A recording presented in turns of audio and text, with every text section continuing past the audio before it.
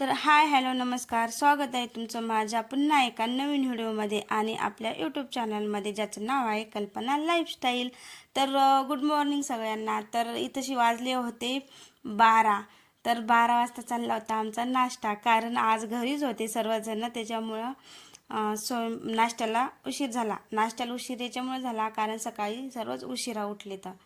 तर उशिरा उठल्यामुळं नाश्त्याला पण उशीर झाला. डायरेक्ट स्वयंपाकच करायचा होता, पण म्हटलं स्वयंपाकाला लई उशीर होणार आहे, त्याच्यामुळं म्हटलं चला पहिले नाश्ता करा.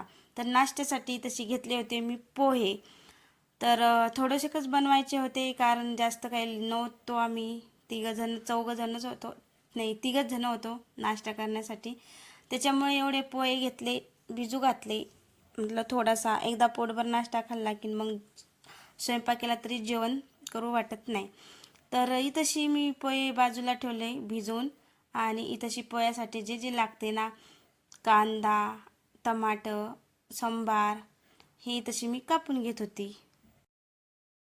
आणि हे जे तुम्हाला दिसते ना, ज्याच्यावर मी कापते लाकूड, म्हणजे त्याला काय म्हणतात ते मला माहीत नाही. पण मी ते फक्त बाबाच्या घरून आता गेले होते ना मी बाबाच्या घरी, तर बाबाच्या घरून मी हे आणलेलं आहे. फक्त भाजी भाजी म्हणजे काहीतरी कापायसाठी, जसं कांदा, आलू, टमाटे भाजीचं.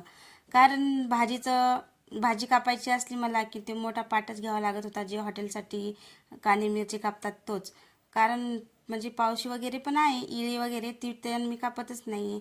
ते एवढा मोठा पाट घ्यावा लागत होता. त्याच्यामुळे मी आता बाबाच्या घरी गेले होते. तर इथंशी बाबाच्या घरी असे बनवलेले होते, इतकं भारी. तर याच्यावर कापल्या जाते ना, आणि सोपं पण जाते. तर इतकं भारी आहे मला दिसलं, तर मग मी घेऊन आले. तर याच्यावर ना इतकं भारी कापल्या जाते की मला तर लय सोपं जाते. मला खूपच आवडलं ते जास्त. आपण त्याला परातीत पण ठेवू शकतो किंवा परातीच्या बाहेर पण ठेवू शकतो. त्याच्यावर कापून परातीत काढून पण घेऊ शकतो. आपल्याला जसं आवडतं तसं आपण करू शकतो. तर तुम्हाला कसं वाटलं ते कमेंटमध्ये नक्की सांगा. आणि हो, आता इथंशी माझं टमाटर झालं होतं कापून, आता चालू होता इथंशी कांदा कापणं. इथं आपला दोन कांदे आणि एक टमाटर कापून झालं होतं. आणि कांदा आणि टमाटर कापल्याच्या नंतर इथंशी मी घेतली होती कोथिंबीर कापायसाठी. तर कोथिंबीर पण पूर्ण अशी बारीक बारीक कापून घेतली. आणि त्याच्यानंतर कापायच्या आपल्या राहिल्या होत्या मिरच्या कापायच्या, कारण पोह्यात मिरच्याशिवाय तर मजाच नाही. चटणीचे पोहे म्हणजे चांगले लागतात, जास्त करून मी तर चटणीच वापरते. पण मिरच्या होत्या, मग म्हटलं चला मिरच्याच टाकावं, कारण आमच्याकडे जास्त मिरच्या कोणी खात नाही. सगळं कापून घेतल्याच्या नंतर तशी गॅसवर ठेवली होती मी कढईत टाकलं होतं तेल आपलं थोडंसं गरम झाल्याच्या नंतर त्याच्यात आपण कांदा आणि मिरच्या पहिले टाकणार होतं.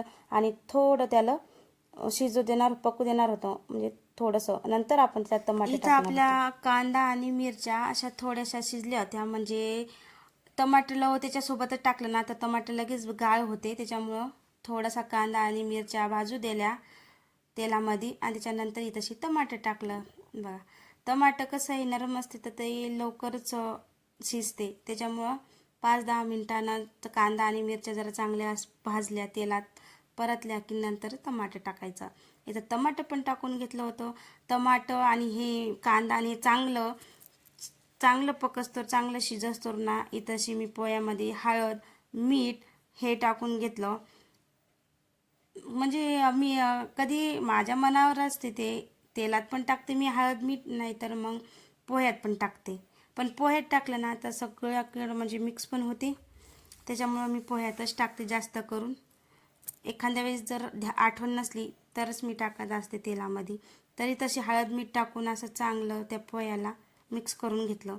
मिक्स करस्तोर ना आपले जे कांदा, टमाटर आणि ते टाकलं होतं ना मिरच्या, तर ते पण चांगल्या भाजल्याच्या नंतर त्याच्यात लगेच पोहे टाकून दिले, तुम्ही बघू शकता.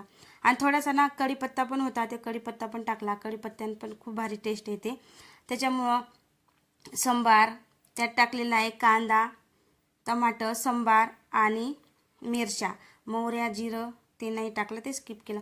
जे आपल्या घरात म्हणजे नेहमी असते साहित्य तेच टाकलेलं आहे. फक्त शेंगदाणे नव्हते म्हणून स्किप केले. तुम्ही शेंगदाणे पण टाकू शकतात, पण आमच्या ओमल्यांना शेंगदाणे आवडत नाहीत पोह्यामध्ये, त्याच्यामुळं मी काही टाकले नाहीत आणि मला पण नाही आवडत, त्याच्यामुळं मी स्किप केले. तर तुम्हाला आवडत असेल तर तुम्ही टाकू शकता. तर इतके भारी पोहे बनले होते ना, तुम्ही बघू शकता, इतके भारी पोहे झाले होते, लयच भारी.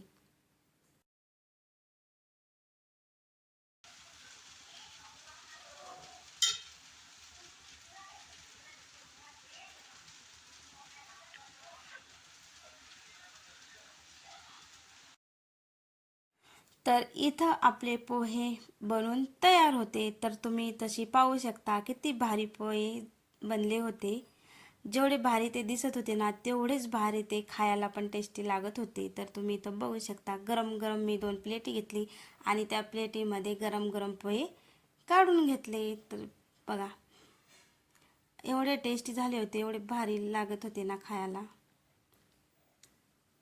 आणि तेल थोडं जास्तच झालं होतं माझ्याकडून ना. प्रत्येक भाजी असो काही असो तेल जास्तच होते, कारण मला तेल खूप जास्त आवडते खायला.